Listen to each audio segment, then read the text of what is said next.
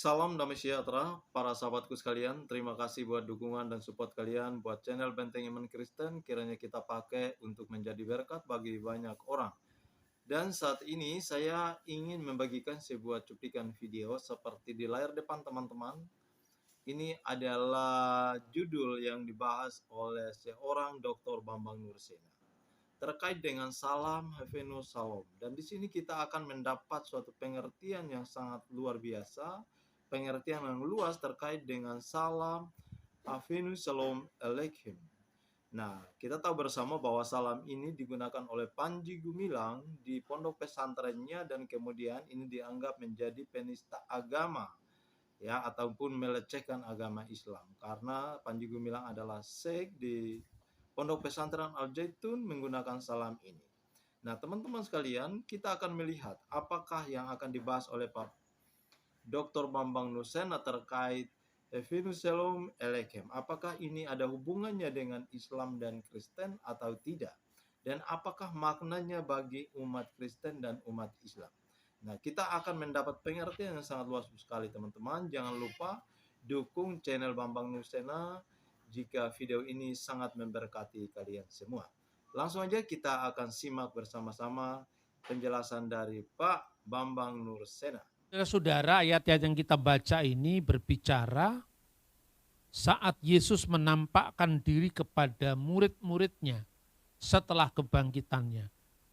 Apakah kalimat yang diucapkan Yesus kepada mereka ketika Yesus tiba-tiba berdiri di tengah-tengah mereka? Damai sejahtera bagi kamu. Nah, pada zaman Yesus, bahasa-bahasa yang dipakai itu ada minim 3 bahasa. Pertama adalah bahasa Ibrani. Bahasa Ibrani adalah bahasa yang dipakai orang-orang Yahudi di zaman Yesus untuk membaca Alkitab. Termasuk kitab Taurat, termasuk kitab Nabi-Nabi, termasuk Mazmur. Mazmur itu adalah kitab pertama dari urutan kitab ketiga, yaitu Ketubim, yang kita sebut nanti dengan Perjanjian Lama. Kemudian yang kedua adalah bahasa Aram, bukan Arab ya, Aram atau Aramaik. Bahasa ini bahasa sehari-hari yang dipakai Yesus dan para muridnya. Kalau bahasa Ibrani itu bahasa klasik, bahasa kitab suci, maka bahasa Aram itu adalah bahasa sehari-hari. Bahasa Ibrani itu misalnya haleluya, hosiahna. Ya. Kalau bahasa Aram misalnya hosana, maranata, hakal dama, talitakum, eli eli lama sabaktani. Itu bahasa Aram. Itu juga dipakai sehari-hari. Dan yang ketiga bahasa Yunani. Karena bahasa Yunani adalah lingua franca.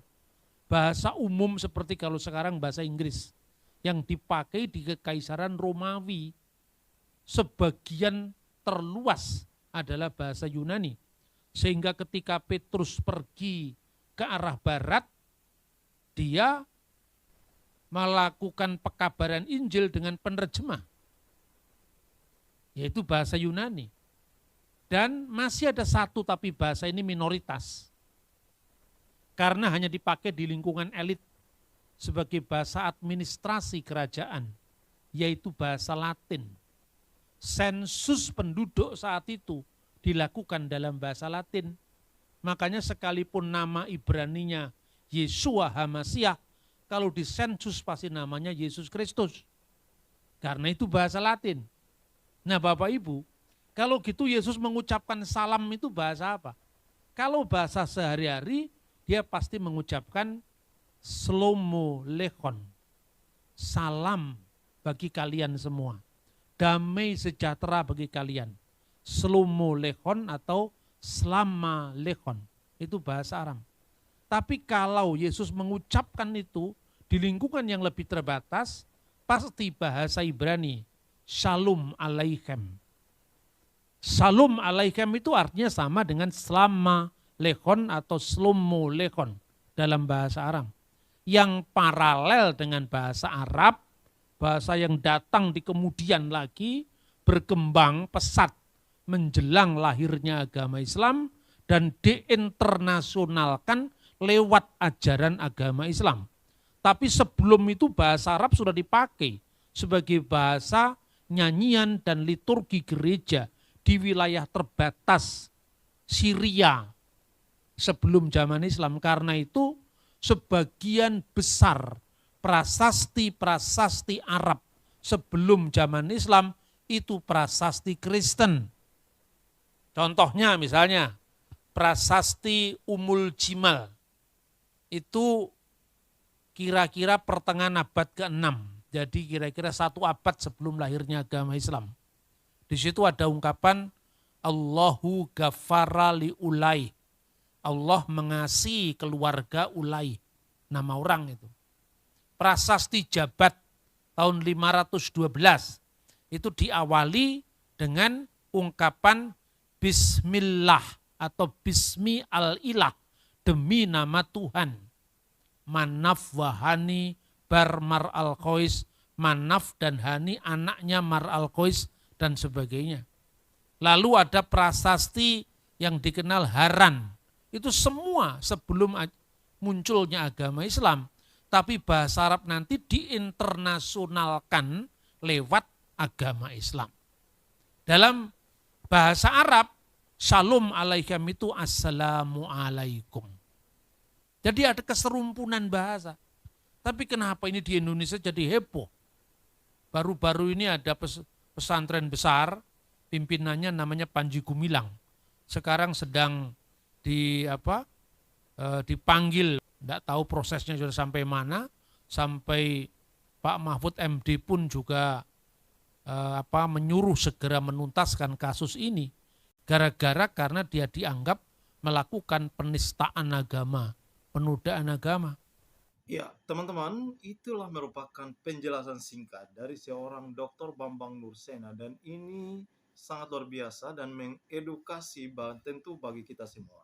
Mungkin ya selama ini kita melihat bahwa Venus Shalom ini adalah salam Yahudi ataupun salam Kristen, tetapi ternyata ini ada hubungannya dengan bahasa Arab yang kemudian salam ini juga dipergunakan juga oleh orang Arab ataupun juga orang Yahudi.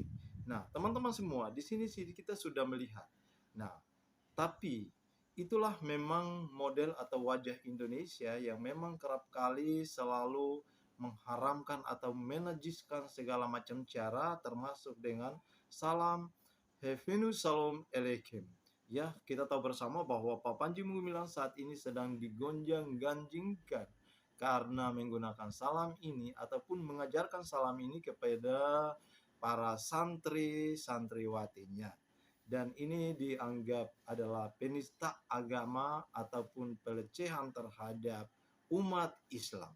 Nah, teman-teman sekalian, kita sudah tahu bersama bahwa memang ya salam Heavenus Shalom apapun salamnya, kalau itu selagi masih tidak menghina ataupun menjelekan agama siapapun, menurut saya sah-sah saja. Asalkan kita memberikan salam, terutama menghormati sesama umat manusia ataupun sesama umat beragama di Indonesia. Jangan kita melihat bahwa ketika seseorang menggunakan salam atau menggunakan shalom, padahal dia adalah seorang Islam, lalu kemudian kita anggap dia sudah menista agama Kristen. Tentu ya menurut saya sangat dini dan sangat cepat sekali kita menjudge seseorang seperti itu. Ya, kerap kali kalau kita sudah akrab dengan teman-teman kita, saudara-saudara kita Muslim ataupun sahabat-sahabat kita, tentu kita kemanapun kita menggunakan atau assalamualaikum ataupun shalom, lain dan sebagainya. Dan saya sering juga menggunakan seperti itu, teman-teman. Oleh karena itu, bagi saya ya, selagi kita memberikan salam kepada siapapun dan tidak menghina ataupun tidak mengurangi rasa hormat ya agama apapun, menurut saya sah-sah saja. Jadi ini merupakan edukasi yang sangat penting bagi kita untuk kita tahu bersama bahwa salam Heavenus Shalom ini ternyata adalah salam Yesus Kristus kepada umat-umat para rasul-rasulnya pada zaman itu. Ya. kita sudah tahu bersama, sudah dijelaskan oleh Dr. Bambang Nursena. Dan kiranya video ini sangat memberkati teman-teman. Jangan lupa like dan subscribe video ini. Biarlah video ini terus mengedukasi kita dan menjadi berkat bagi kita semua. Ya, selanjutnya kita akan melanjutkan video berikut ini, teman-teman. Tentu saya tidak perlu mengurusi urusan agama orang lain. Tetapi sejauh itu terkait dengan iman kita, kita mesti bersuara. Misalnya ya, beliau itu mengajarkan di pesantrennya yang puluhan ribu itu jumlahnya. Nyanyian dalam bahasa Ibrani. Dan nyanyian itu adalah nyanyian Israel. Umum sampai hari ini. Havenu Shalom Aleichem. Havenu itu artinya kami membawa. Shalom, damai sejahtera, Aleichem. Ini salamnya Yesus yang diucapkan ketika Yesus baru bangkit kepada para murid. Havenu Shalom Aleichem. Havenu Shalom Aleichem. Havenu Shalom Aleichem. Havenu Shalom, Shalom, Shalom Aleichem. Panji Gumilang sendiri mengajarkan itu dan semua pesantren itu, anggota pesantren itu mengucapkan Havenu Shalom Aleichem. Itu luar biasa loh. Itu nyanyian Israel dan itu adalah nyanyian gereja juga. Karena apa? Yesus itu orang Yahudi. 12 murid orang Yahudi. 70 murid Yesus sebagian besar orang Yahudi. Dan gereja itu mula-mula berakar pada kitab berbahasa Ibrani, yaitu kitab Perjanjian Lama. Yahudi juga. Nah saudara-saudara memang sulit ya, karena di Indonesia kebanyakan orang Arabnya, orang Islamnya lebih Arab ketimbang orang Arab. Sementara orang Kristennya lupa akar. Lupa akar itu apa? Kita lupa bahwa kita punya bahasa serumpun dengan mereka. Nah karena itu yang dipersoalkan apa? Ya kan? Tapi kalau urusan cara sholat dan sebagainya bukan urusan kita, itu tidak ada urusannya dengan kita. Tapi khusus yang ini, saya justru terkaget-kaget. Bagaimana Panji Gumilang bisa mengenal dan seterbuka itu. Ya, kemudian diinvestigasi oleh MUI yang justru mengharamkan ucapan Selamat Natal. Padahal Panji Gumilang mempersilahkan kebaktian Natal di pesantrennya. Nah ini saya juga nggak ngerti, ini bukan urusan kita. Ini urusan politik atau urusan luar kita. Tapi yang jelas, yang menginvestigasi beliau itu lebih tertutup ketimbang yang diinvestigasi. Ya karena ini terbuka sekali. Konon saya pernah mendapatkan kabar dari putra seorang pendeta. Namanya Profesor Siahaan. Dia yang nulis itu pengantar bahasa Ibrani yang diterbitkan oleh BPK Gunung Mulia itu, yang selalu dipakai anak-anak di seminari atau sekolah Alkitab. Itu lebih dari 10 tahun mengajar di Zaitun, pesantren Al Zaitun itu. Mungkin lewat pelayanan seorang pendeta ini, beliau mengalami pencerahan.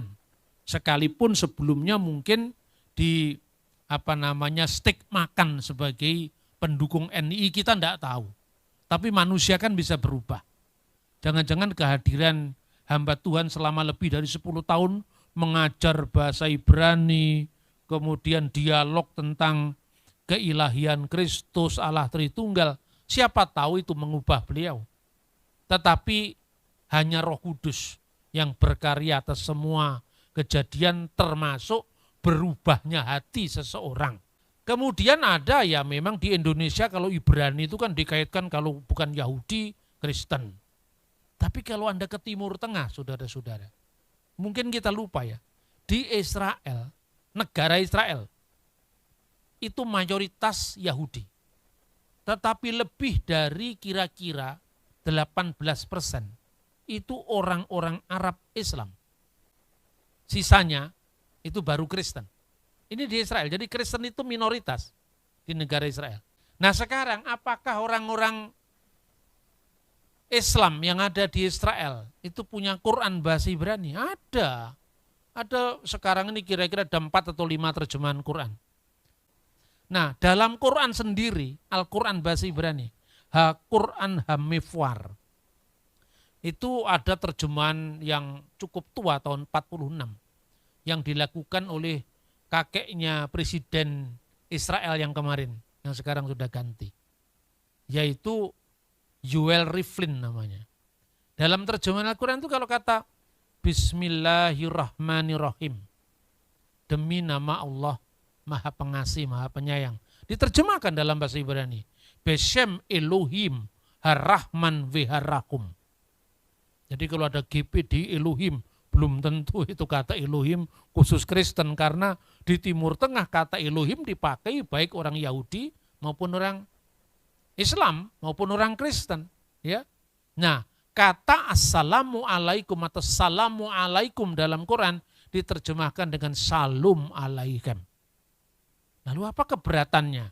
Kalau Panji Gumilang atau Cak Nun menyanyikan Hevenu Salum alaikum, Hevenu Salum alaikum, Hevenu Salum alaikum, Hevenu Shalom, Shalom, Shalom alaikum. Itu salamnya Yesus dan para rasul yang lain.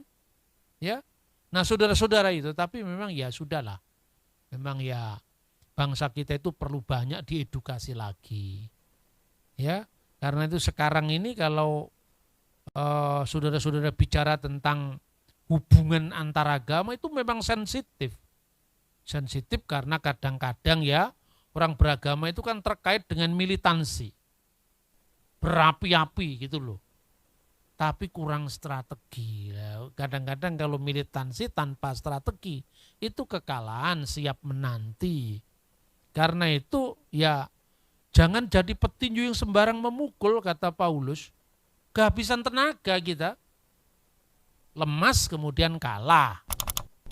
Kita bukan menang untuk diri kita, tapi memenangkan masa depan bagi semua. Negeri yang toleran, yang terbuka.